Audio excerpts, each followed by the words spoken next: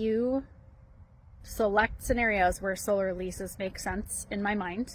But my first concern about solar leases and why I very rarely recommend them to clients is that most of the solar leasing companies are these very large national companies and banks, and because they are the ones that have the money to pay for all this equipment that they're putting on people's roofs. Now, one of the biggest drawbacks to a lease and why most people choose to do a purchase is because the federal tax credit is collected by the leasing company in the case of a solar lease. So that's why it makes sense in certain situations, such as a retired person who maybe isn't paying a lot in federal taxes and cannot get the tax credit for solar, or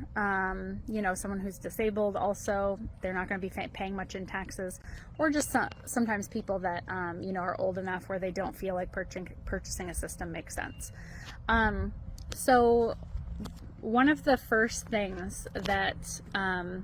you have to understand about a solar lease is that customer service is one of the most important things with a lease, because it's not your equipment, but it does affect you if the system doesn't work properly. So if you go with a company that has poor customer service and something happens with your system, it's not producing what it should, good luck getting help, So with a solar lease, customer service is super, super important. And the installation quality is also super, super important. If you have